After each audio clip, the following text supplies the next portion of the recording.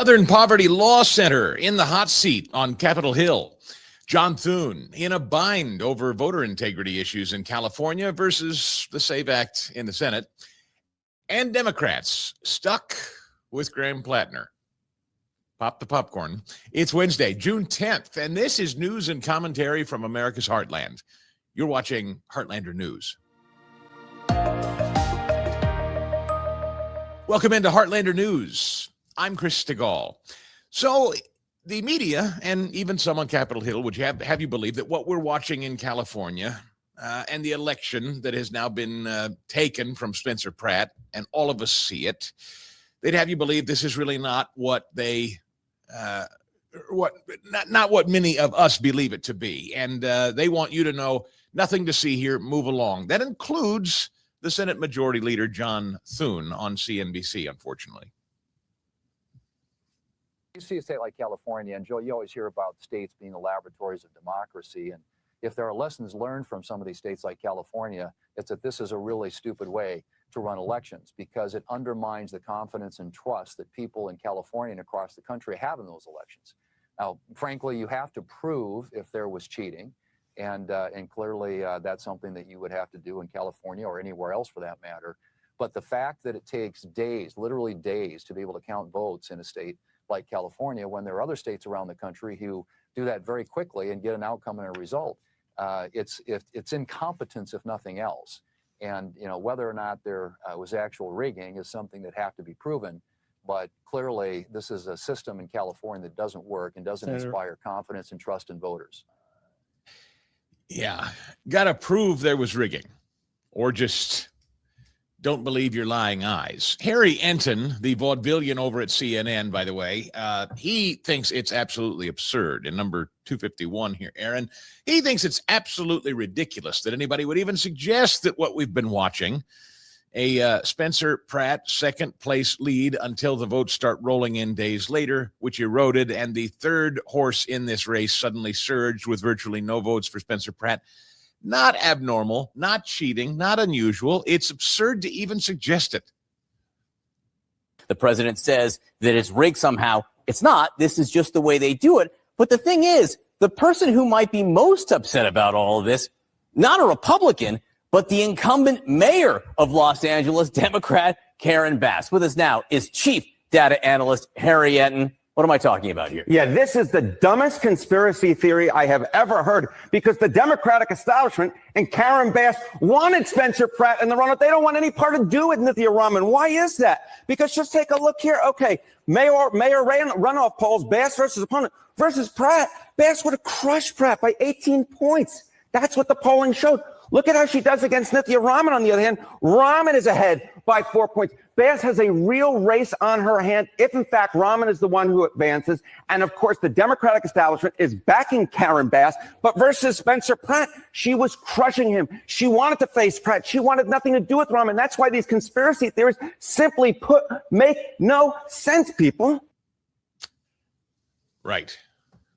Makes no sense. I'll get in a moment to a piece in the Washington Times, an opinion piece that says that it is a statistical impossibility, actually, that the mayor's race went this way. But first, I just have to say broadly, if you look at the entirety of the messes President Trump has been cleaning up since he began his second term in office, you'll notice that what is being addressed isn't really a result of random failure at all. This is a pattern. Anywhere you look, it's deliberate. It's unmistakable. It's a pattern of managed decline. We've been talking a lot about that here. Decline, of course, is a choice, and Democrats have transformed in America's third world political party. Look at the evidence. Harry Enton wants evidence. We've got evidence. It's everywhere. These elections are being run like a banana republic in California. Mail-in ballots with no serious verification at all. Drop boxes in the dead of night, deadline extensions that just never seem to end, and fortification efforts that just reek of fraud while they lecture the rest of us about sacred democracy.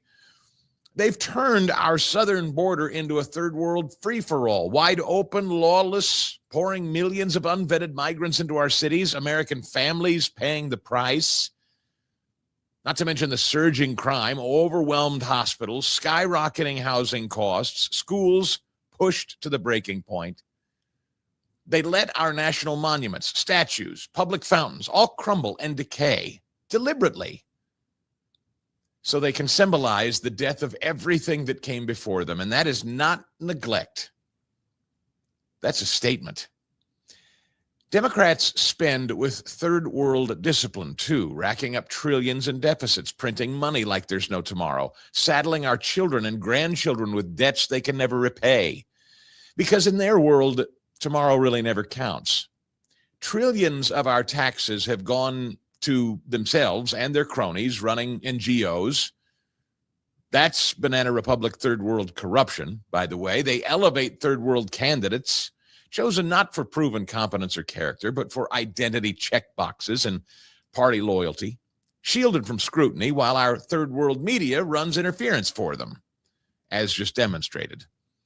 Democrats govern third world cities, too, like San Francisco and Los Angeles, Chicago and Baltimore. Just walk the streets of these places. Excrement-strewn sidewalks, open-air drug markets, failing schools that trap generations in poverty, and corrupt political machines that punish success and reward dependency. This is not incompetence. It's not bad luck.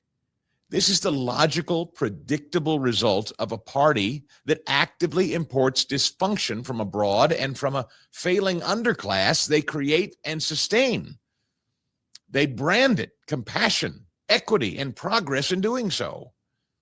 Americans aren't interested in managed decline. We didn't ask for crumbling cities, erased history, lawless borders, or a government that treats its own citizens like an afterthought. Yet, Democrats keep delivering exactly that. The pattern is clear, and the choice is ours. We can accept their vision of decline, or we can reject it, root and branch, and choose American greatness instead. Back to the Washington Times piece, the statistical improbability of the Los Angeles mayor's race. ChatGPT, writes Kelly Sadler, ChatGPT could not find one example in American history of a third-place candidate surging after an election to overtake second place.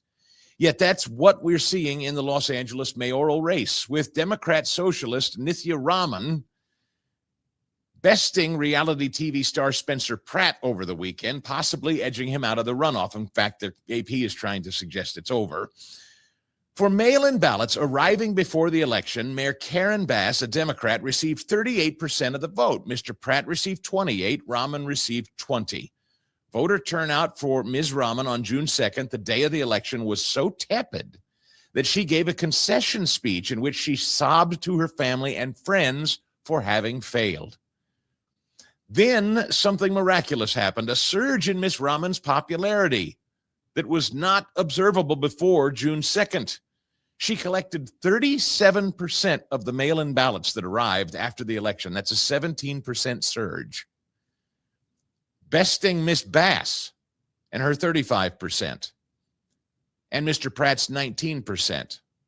Just to be clear, mail-in ballots that arrived after June 2nd dropped for everyone except for the person Democrats needed to defeat Mr. Pratt. Bass stayed around 35% of the vote nearly the entire time. The only wild change was between the number 2 and number 3 candidates. It is simply not mathematically or statistically realistic. The left is telling us that Democrats vote late by mail, which is certainly true, but it does not explain why Miss Raman, who is relatively unknown, received a disproportionate share of the late mail-in votes, while Miss Bass' numbers remained relatively unchanged. No external event could explain this. Before the election, no late-breaking scandals emerged among the candidates, nor were there any endorsements that could have altered the race's trajectory. However, online buzz suggested that Mr. Pratt, an independent, could make the runoff and secure the number 2 spot. In one of the ballot drops late on election night, Mr. Pratt received zero votes of 24,000. Now, the odds of that Grok has estimated are less than 1 in trillions. The odds that Spencer Pratt didn't get a single vote in a tranche of 24,000. I mean, you don't need AI to tell you that's bogus, do you, folks? The most concentrated batches of mail-in votes for Ms. Raman came in from Skid Row, where tens of thousands of homeless people live with no address or phone number to verify them. But they're still allowed to vote, and ballot harvesting is legal.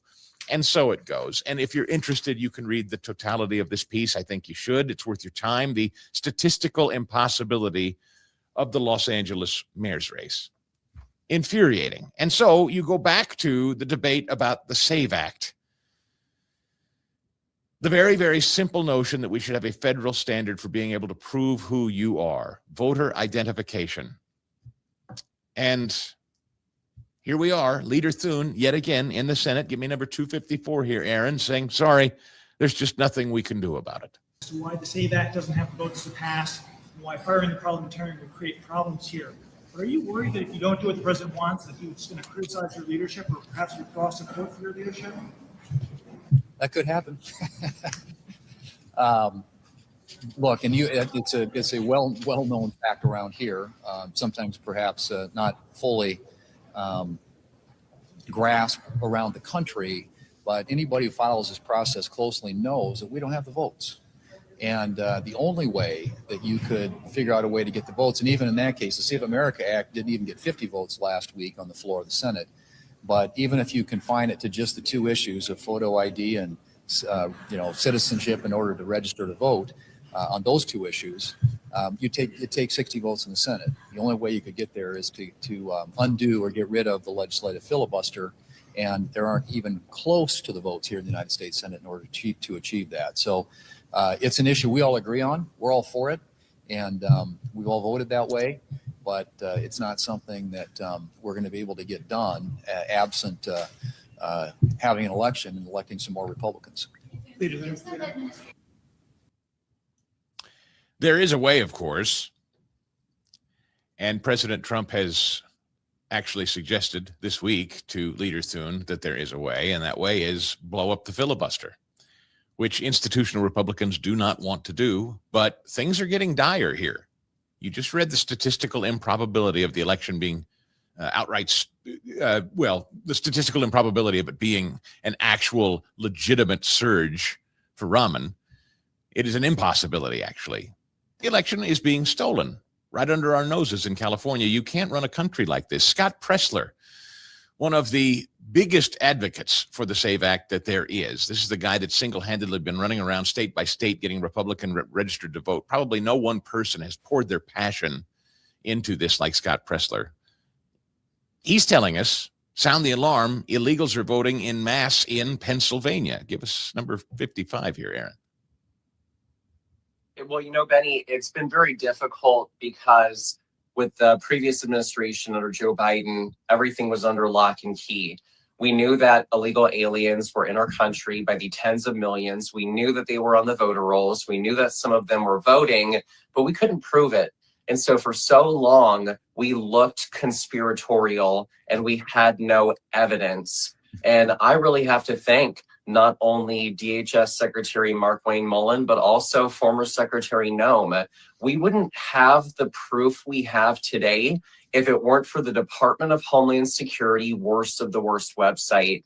What we did is these people are people that have committed heinous crimes against women, against children. I mean, these are sexual assaults. These are grape revelations that they have done. And so what I thought is, wait a second, what if I take this worst of the worst list, filter it via Pennsylvania, and try to find them on the Pennsylvania voter rolls? One after one, we are finding literal criminal, heinous, illegal aliens that are not only on the voter rolls, but have voted in our elections. And I promise you, Benny, and everybody that's watching right now, we're not just limiting this to the scope of finding this evidence, but I'm alerting Department of Homeland Security. I'm bringing this to the DOJ, and God bless Harmeet Dillon with the Assistant Attorney General Civil Rights Division. And we're even bringing these investigative processes to the U.S. district attorneys so they can indict and they can prosecute. I mean, that's great. And I do believe Harmeet Dillon over at DOJ, I think Todd Blanche at DOJ, I think they're doing some incredible work. And I'm very optimistic that there will be some consequences, at least for this. But there's Scott Pressler saying, not just votes being stolen out in California and that whole system being rigged, but illegals are voting too. So the SAVE Act is incredibly important, and Leader Thune is not willing to do whatever he's got to do to get it passed, even though most of the country wants it. This from the Daily Signal: after months in which the Save America Act, a bill to require photo ID and proof of citizenship in federal elections, has been a major topic of discussion among Republicans, some in the upper chamber are willing to call it quits and move on. Last week, the bill came close to its first real up or down vote on the Senate floor, with Lindsey Graham introducing an amendment to a border funding legislation that would have waived rules governing the budgetary process. 4 Republican senators joined all the Democrats, as we covered here: Murkowski, McConnell, Tillis, and Collins. A separate, more narrowly tailored amendment introduced by Mike Lee required voter ID and ensure only citizens are on the voter rolls. That also failed 50-49. Susan Collins broke with the rest to support that one, at least. Thune said the Save America Act didn't get the 50 votes last week on the floor of the Senate, but even if you continue, just these 2 issues, photo ID, proof of citizenship in order to register to vote, on those 2 issues, it would still take 60 votes in the Senate. Thune added that the votes necessarily to override the 60-vote filibuster aren't even close, as you heard. And, of course, again, it could be, if John Thune wanted to get aggressive and do what Democrats are absolutely going to do if they ever take control of the Senate, and then that's blow up the filibuster. They're not going to play by Robert's Rules of Order when they take over that legislative body. And I hear the Republican argument that says, well, let them do it. We're not going to do it. I don't know about you. I don't want to wait around to see what Democrats are going to do when they start breaking the rules and tearing down all the institutional, gentlemanly rules of order that the Senate operates by. When they shred those things, they're playing for keeps, and they will. It's frustrating, and it really demoralizes a Republican base that's still very fired up. I mean, we really are on the cusp of something. Even Harry Enton has to admit, even though he thinks there's no voter fraud, even the vaudevillian has to admit that the Democrats aren't selling anything Republicans and Republican voters and really much of the electorate even want. Give me number 52 here. He goes on to admit that while he doesn't think Democrats are stealing anything, they can't actually curry favor with voters, which I find sort of an odd, if you actually think about it, what he's saying here. Democrats aren't stealing votes, but Democrats can't win votes. So which is it, Harry? To the voters, and they're looking at these 2 options. What do they want to see from Democrats when it comes to immigration? Where are Democrats failing? Where are Democrats failing? Because look at this. You got a 15-point switcheroo, right? Republicans are doing something right in the voters' minds, but more than that, Democrats are doing something wrong. What do voters want from Democrats? They want them to moderate. That's what they want. They want Democrats to move to the center on immigration. Dems should move to the center. We're talking about 59% of all voters. But more than that, look at this. There is wide agreement across socioeconomic classes and racial and ethnicity classes. Look at this. 51% of black voters, 54% of Latino voters, 59% of white college voters, and 67% has come over to Erica's side screen, 67% of white non-college voters all agree they want Democrats to move to the center on immigration. Just 18% of voters want Democrats to shift to the left on immigration. So part of this is Donald Trump and the Republican Party and what they're implementing on immigration, but it's also what Democrats are offering. And at this point, what Americans think and voters think that Democrats are offering, they are offering an agenda that is too far to the left on immigration. Right. So again, if you follow that, Democrats are winning in this late return landslide in California, and yet Democrats aren't offering anything voters want. So we have the statistics to back up it's impossible that this late return on ballots and counting, with 0 going to Spencer Pratt, we already know statistically that's impossible. Then we have the data, the polling data that says it is statistically true that most voters do not believe Democrats are where the American people are on immigration, among other things. They've moved too far to the left, but nothing to see here. It's pretty frustrating. Speaking of illegal immigration, a few stories here from the stack today. Another approach to border security, denaturalization if obtained illegally. The Trump administration is advancing multiple approaches to border security, including enforcing federal law that requires denaturalization. Under the Immigration and Nationality Act, a naturalized U.S. citizen's citizenship may be revoked and their certificate of naturalization canceled if they obtained it through illegal means, including concealing material facts or willfully misrepresenting them. Those with criminal records are prohibited from obtaining citizenship, including felonies, violent crimes, and any terrorist connections. The DOJ this week filed the latest of many denaturalization actions it's taken over the past year in federal courts, this time 17 people on the list, including those convicted of violent crimes, including child sex abuse, as well as wire fraud, bank fraud, among other crimes. They are from countries like Cuba, Haiti, Colombia, Mexico, Yugoslavia, Jamaica, India, Dominican Republic, Somalia, China, Trinidad, and the Philippines. Cases being prosecuted by the Southern District of California. So that's a big development there with the DOJ. Meanwhile, the GOP-led House passes $70 billion for immigration enforcement. The House has passed a Republican-led $70 billion immigration enforcement bill yesterday, ending a months-long stalemate over the slice of federal spending and funding. The bill passed 214 to 212. It comes after the Senate narrowly cleared funding for the agencies last week using a special budget process. Congress had approved funding for most of the Department of Homeland Security earlier this year, but Democrat opposition held up the money for ICE and Border Patrol. Trump is expected to sign that measure into law, so that's positive. 13 states have failed basic financial audits. You know, when we're talking again about accountability and fraud, much of it going to illegal aliens, state auditors addressed across the country have been addressing an issue in which they are unable to verify billions of dollars in unemployment spending, Medicaid payments, and pension obligations in federally funded programs. The findings in the 2026 Financial Transparency Score report released by the government watchdog Truth in Accounting found that 13 states failed to earn clean audit options. The report comes as the Trump administration is cracking down on how states are spending federal dollars. The biggest culprits of the unlucky 13 states, according to the analysis, were Delaware and Georgia, as auditors were unable to obtain enough evidence to issue an opinion. 7 other states received a qualified audit opinion, which indicates auditors identified issues significant enough to limit their assistance over a state's financial condition. Anyway, this is another piece worth reading from the Daily Signal. Basic financial audits, and you will find that almost all of them are related to fraud and dollars that cannot be traced, specifically in Medicaid spending. And we saw what's going on in Minneapolis. We know what's gone on in Los Angeles. I suspect this is going on in every state.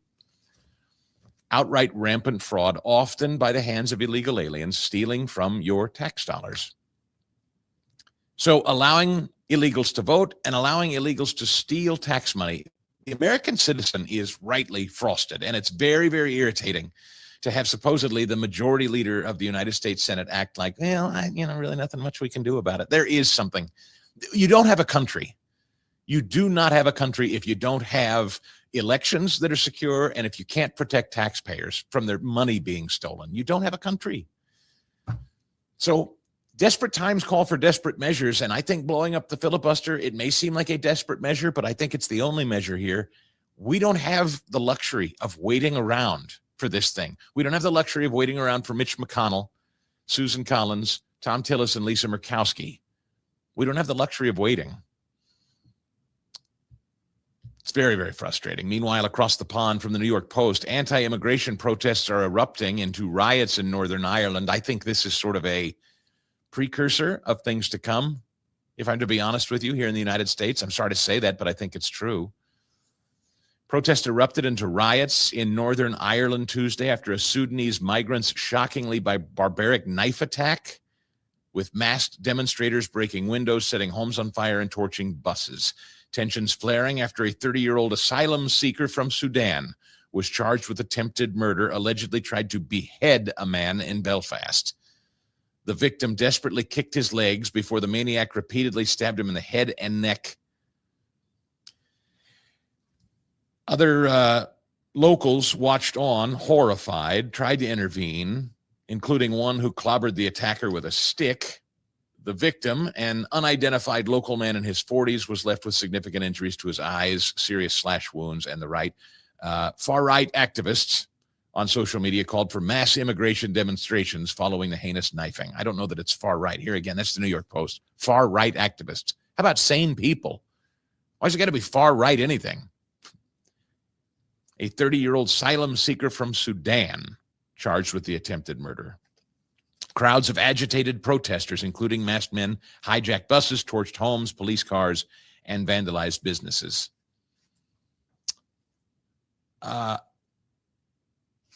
Look, this is the sort of thing.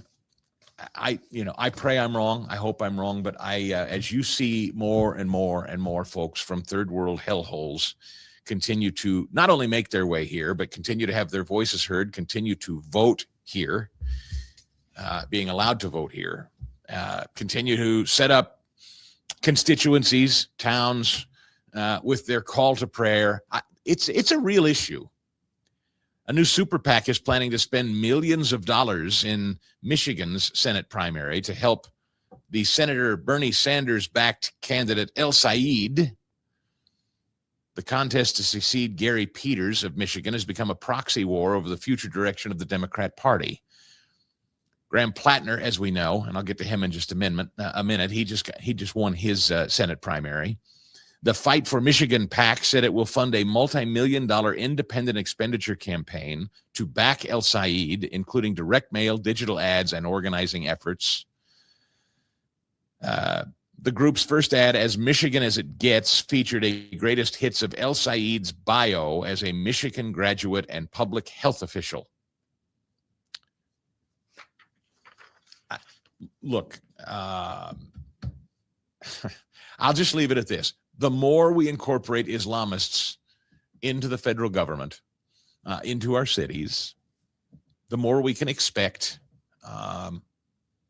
let's just say, the more we can expect what I believe is anti-American behavior, anti-American practice, behavior and attitudes and speech that directly defy the nation's Bill of Rights.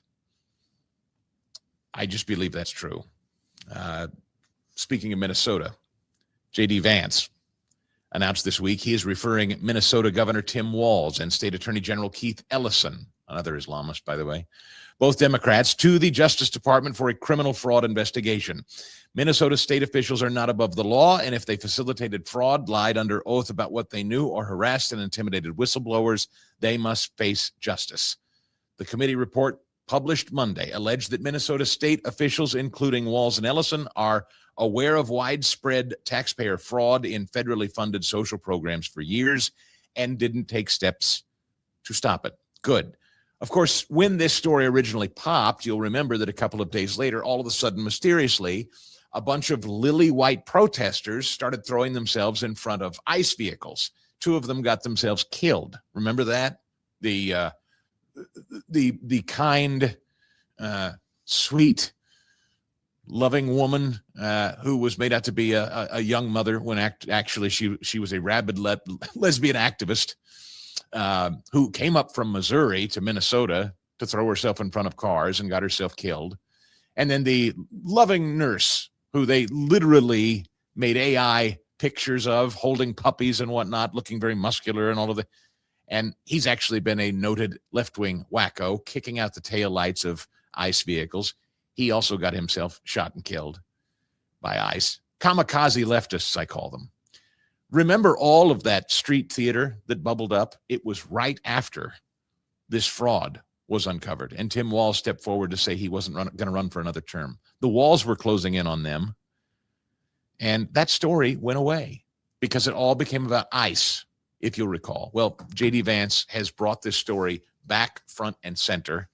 and I'm glad to hear it. Possible criminal prosecution for what Walz, as well as the Attorney General Keith Ellison, knew and didn't do to act on it.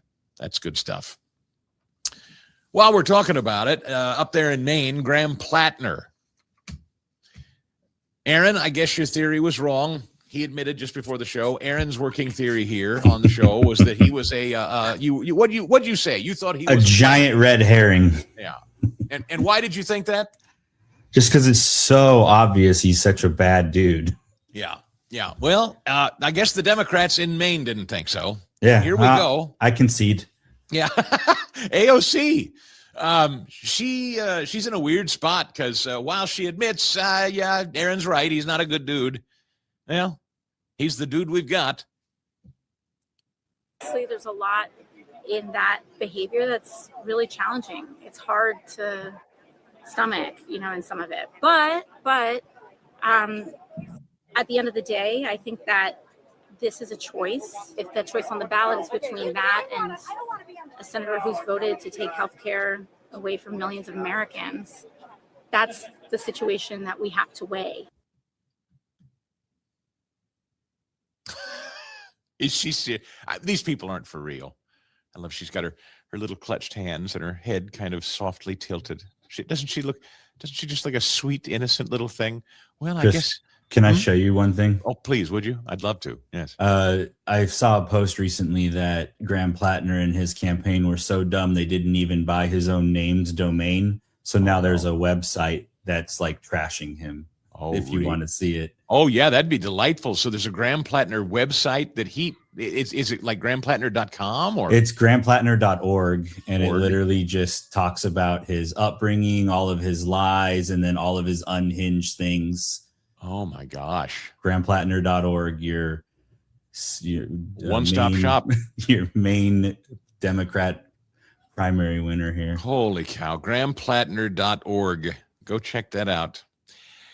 Yeah, AOC admitting, well, he's not. His behavior's troubling. The idea that he's exposed himself and perhaps physically hurt women and Nazi tattoos. That's all very. But it's better ultimately than Susan Collins, who didn't vote the way I like her to.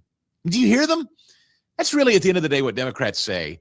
If you don't vote with us, we will tolerate literally anything because we want to win at all costs. Anything goes as long as you vote with us is what AOC effectively said. It's quite something. Here's old Graham in number 257. Grace is not inevitable, but here in Maine, sometimes it feels like it is. And that is something I will never take for granted. It is a mighty gift and one that I am committed to extending outwards.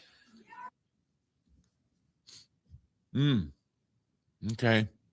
Well, I'm all for extending grace, although grace isn't extended by him or me. It's extended by God, but whatever. Graham Plattner, Democrats think they are God, so maybe he thinks so. Number 258 here. This is Graham Plattner's new campaign theme. He has been redeemed. Hallelujah. Love and redemption.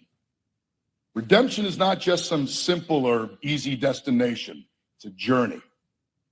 I've made mistakes in my life, mistakes that I regret, that I live with, that I continue to learn from. I'm still far from perfect. But every day I wake up and I try to be a little bit better and a little bit kinder than I was the day before.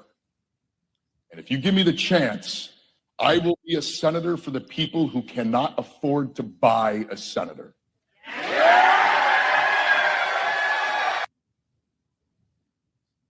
Yeah. Well, we've seen an awful lot of money come pouring into your race, Graham, far more than Susan Collins. Look, I'm, again, I appreciate the notion. I appreciate the sentiment. I appreciate redemption, and I appreciate the sense of grace and all of that. I of course I do. As a Christian, I believe in grace. I believe in redemption. But if you're not willing to own the fact that you brandished a Nazi tattoo on your chest for over 10 years and you pretend you didn't know, I mean, like it defies credulity, folks. It's very, very difficult to listen to stories like these.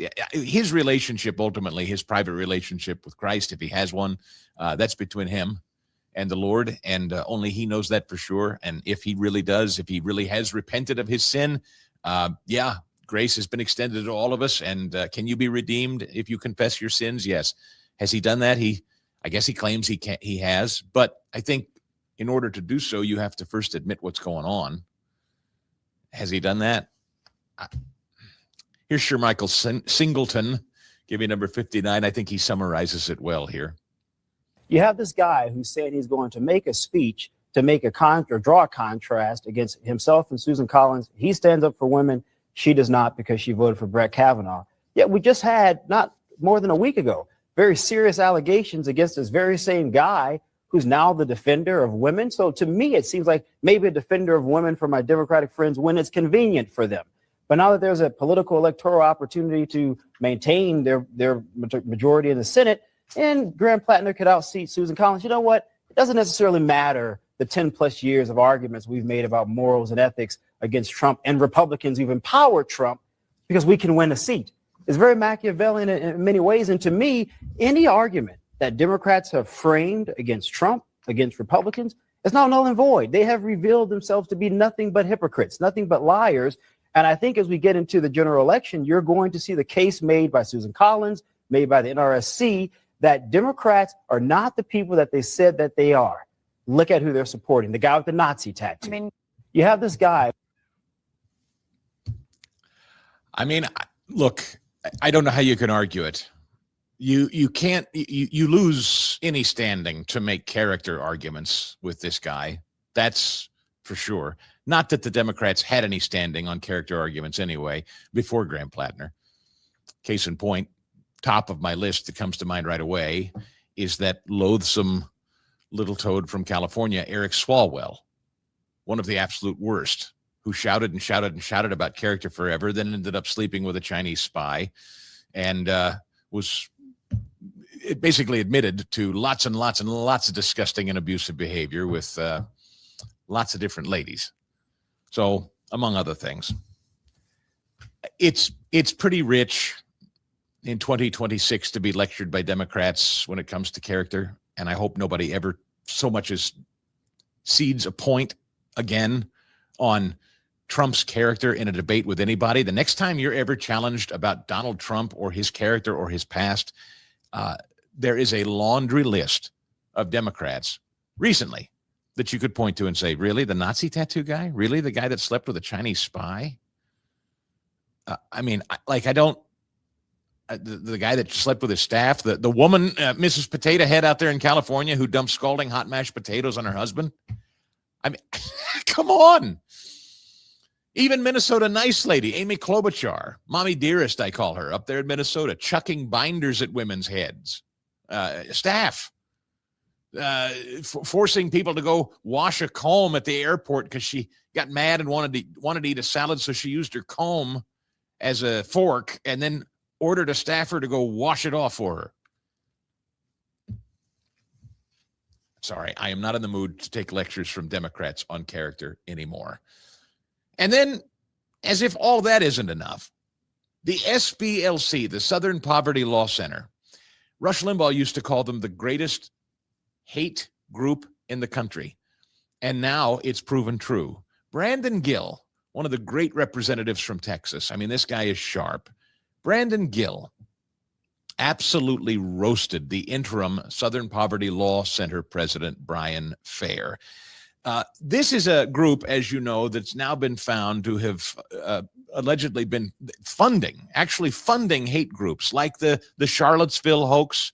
Remember that very fine people thing, the guys with the tiki torches years ago? It's found that the Southern Poverty Law Center was actually funding them. They were also funding some of the KKK, it has been alleged, while calling a bunch of conservatives and Republicans like Charlie Kirk and others hate groups.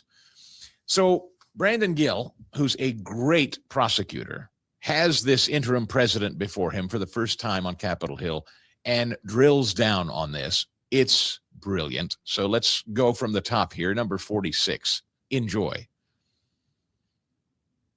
Your organization said that restricting and banning abortion is a tool of that the far right uses to maintain white supremacy. Do you believe that pro-lifers are white supremacists? I believe that reproductive liberty is. No, do you believe that pro-lifers are white supremacists? I will tell you what I believe if you're asking. Yes or no? I can't answer that question, yes or no. I don't think that pro-lifers are white supremacists. Do you?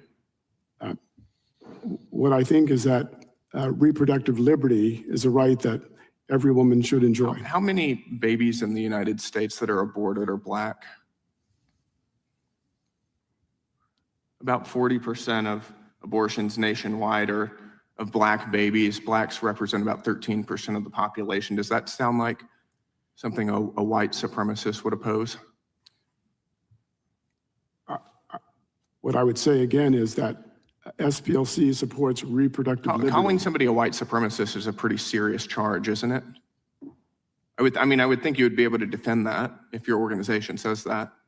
You clearly seem unable to. Mr. Gill, I'm not sure why you would think I'm able to do anything. Because you're the president of the SPLC, which labels pro-lifers as racists. Well, does your organization just hurl around epithets like that without any justification? Mr. Gill, what we do is I'm giving you the opportunity to. You're not giving me the Mr. Chairman, opportunity. what's he referring to? And can he let the witness answer the question? This is outrageous. No, it's not. The time Allow him to belongs. speak. I know you don't like What my are you question. referring to? Time I know you don't belongs. like my question. What are you referring to? Time Mr. Gill? belongs to the gentleman from Texas.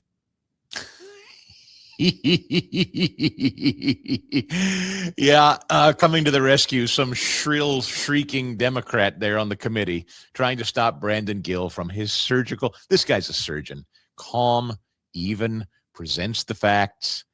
It's important. If the SPLC is now going to be designated as the authority on who is and who is not racist, well, let's talk about it then.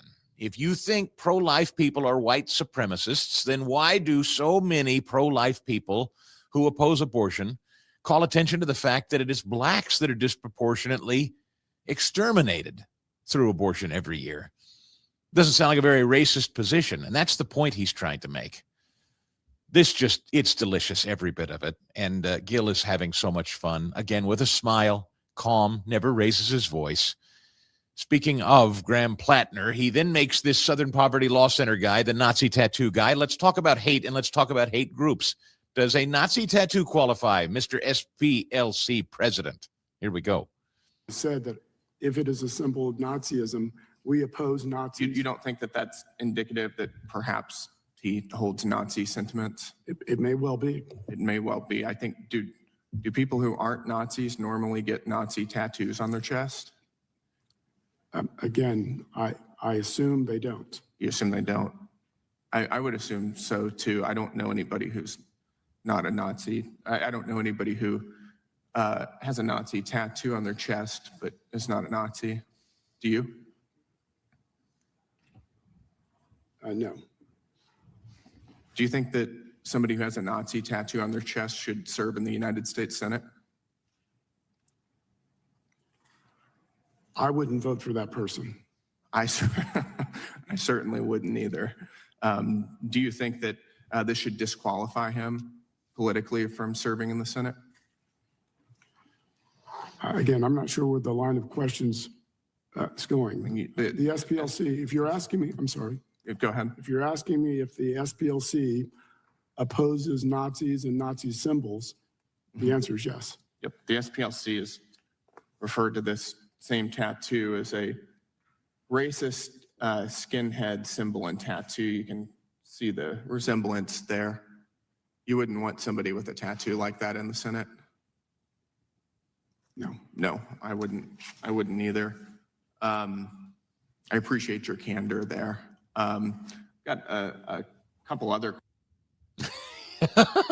Can I be honest? I think, Aaron, do you think that Brandon Gill was a little surprised, actually, that the SPLC president gave in so easily on this one? I think Gill was actually a little shocked, like, oh, crap, I just got him to admit something. Gotta win. I just loved it. Gill was like, oh, okay, you agree with me on this one. So there you go. There's your ad for Graham Plattner. Then we get into Charlie Kirk. This is really, it's again, Gill putting on a masterclass there here. This is how it's done.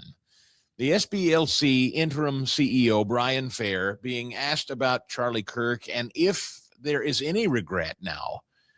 Issa, actually, Daryl Issa is taking this line of questioning. Is there any regret in labeling Charlie Kirk a hate group and turning point?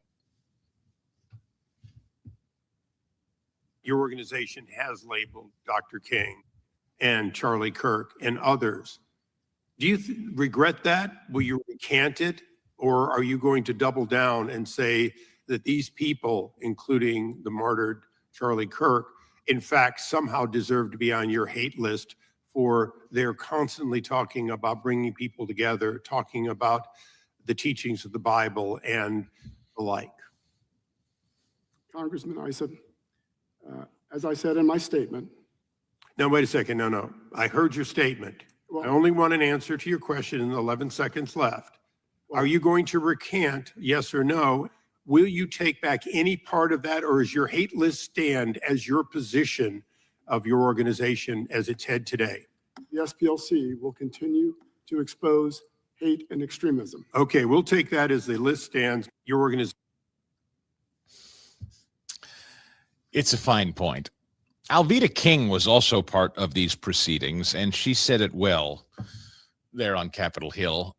She was asked to comment about this notion that people who are traditional Christians and conservatives, that they should be treated as threats or that they should be treated as bigots.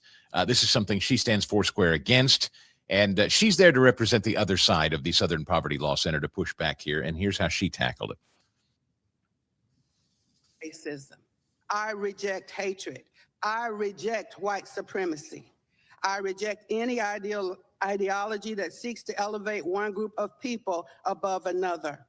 But I also reject the notion that Americans who hold traditional Christian beliefs should be treated as threats or terrorists simply because we disagree with a prevailing political thought. Today, I still have a dream. I dream that one day we will move beyond Black power and white power and embrace God's power and human dignity. I dream that Americans will one day see each other not as enemies, but as neighbors. I dream that we will hear each other, see each other, and recognize that every human life has value from the womb to the tomb and beyond. We are, as Scripture teaches, as science testified, one blood, one human race.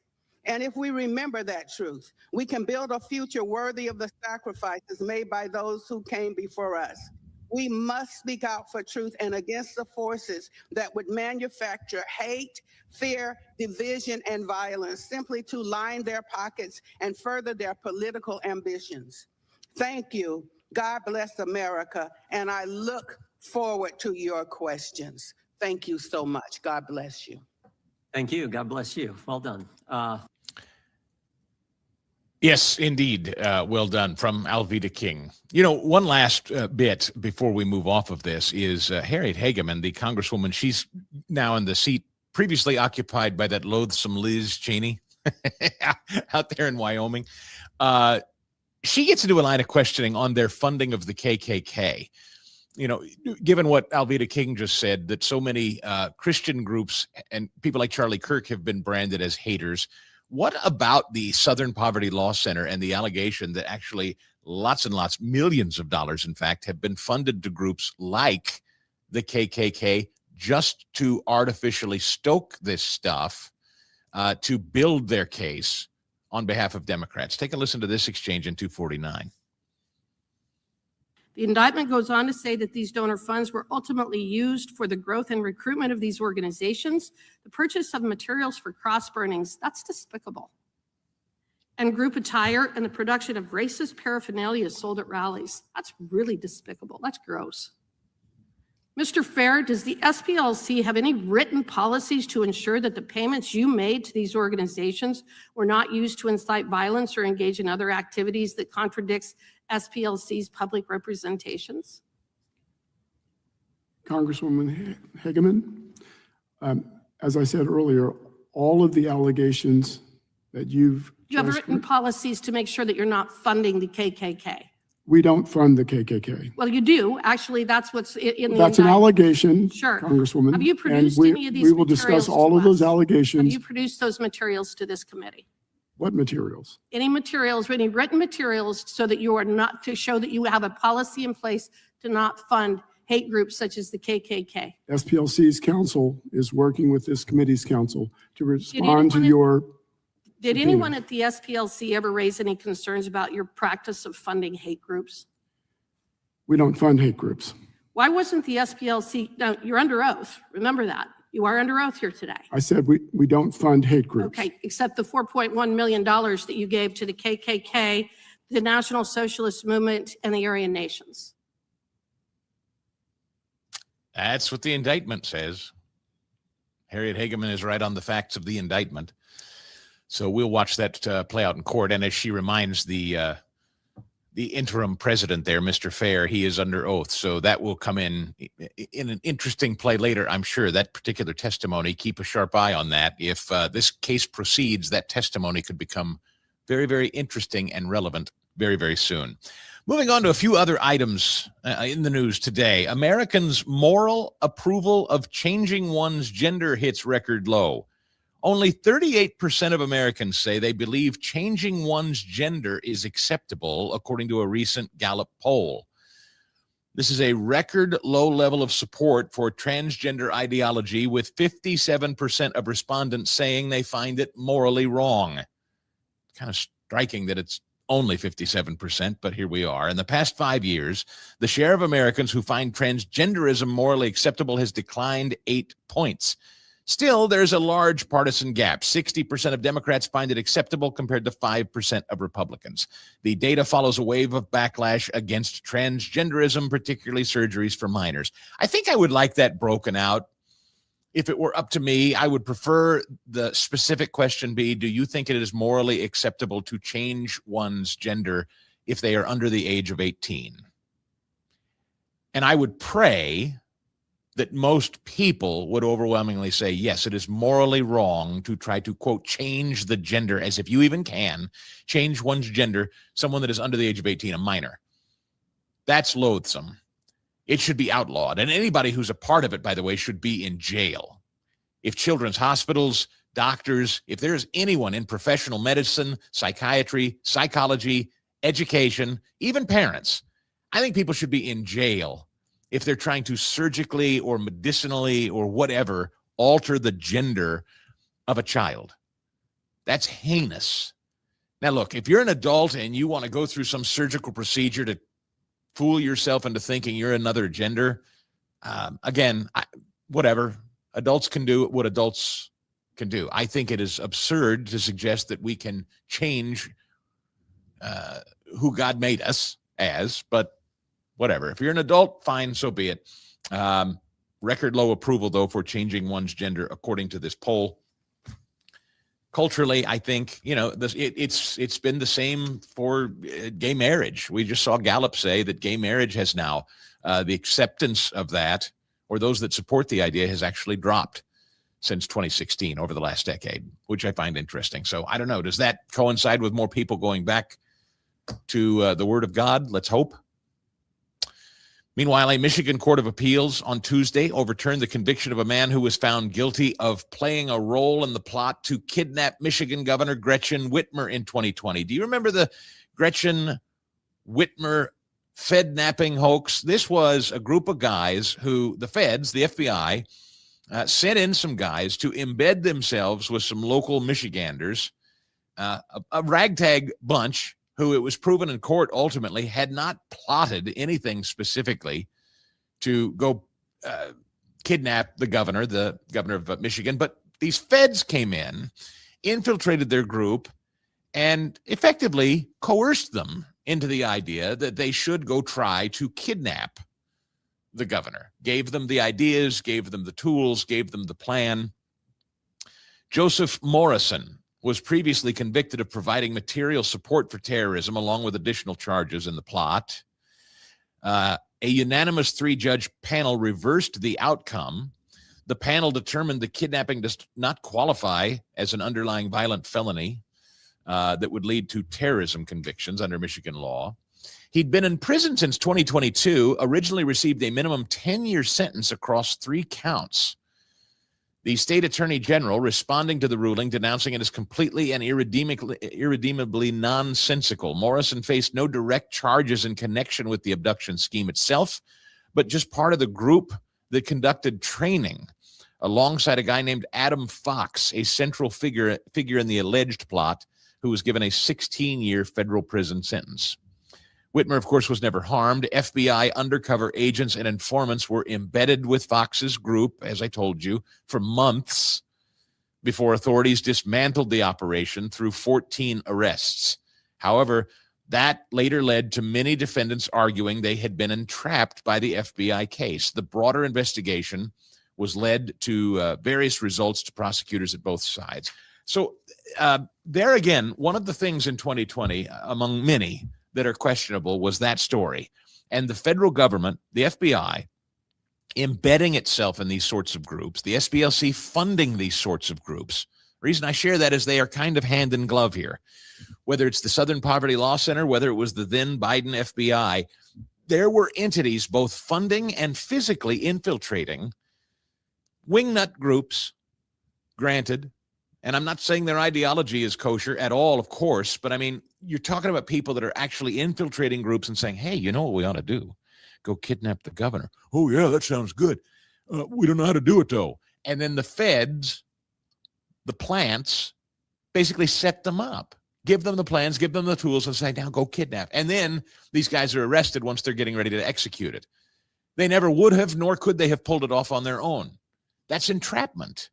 So you say, well, if they're motivated to do it, I mean, that's the question before all of us is, if you spend enough time with a federal government agent in secret who's trying to convince you to do a bad thing, how many people could be convinced and coerced by a federal government agent over a series of months or years to do a bad thing? And is that unto itself criminal? I mean, yeah, if you're getting ready to pull off a crime for whatever reason, you've been influenced or you came to it on your own, it's still a criminal act. There's no doubt about that. But coercion, enticement, teaching someone, facilitating it, funding it, giving them the tools, that takes on a different meaning, doesn't it? So when you talk about the Charlottesville thing that Joe Biden literally claims was the reason that he ran, when we find out that that was allegedly funded by the Southern Poverty Law Center, what does that say to you? Loathsome event? Yes. Organic? Doesn't appear to be. And a lot of this race riot stuff, a lot of all of this objectionable stuff we've been watching across the country over the last many years, we now know it has been funded to the tune of tens of millions of dollars by outside entities, whether it's the roiling in the streets for Palestine or George Floyd or, yeah, the Charlottesville stuff.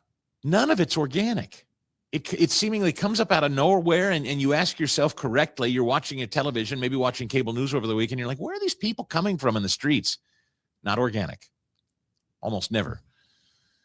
And then one more here. Ron Johnson up in Wisconsin has been really swinging for the fences on the COVID shot and injuries resulting in the COVID shot. Republican Ron Johnson calling for transparency and accountability on COVID-19 shot injuries, and says he's asking the Trump administration to implement an international classification of diseases code for COVID-19 injuries. Trump's DHS has to acknowledge that these injection injuries are real. They've got to create an ICD code so doctors can get reimbursed. ICD codes are required by insurance companies to verify medical treatments are necessary and to process patient reimbursement payments.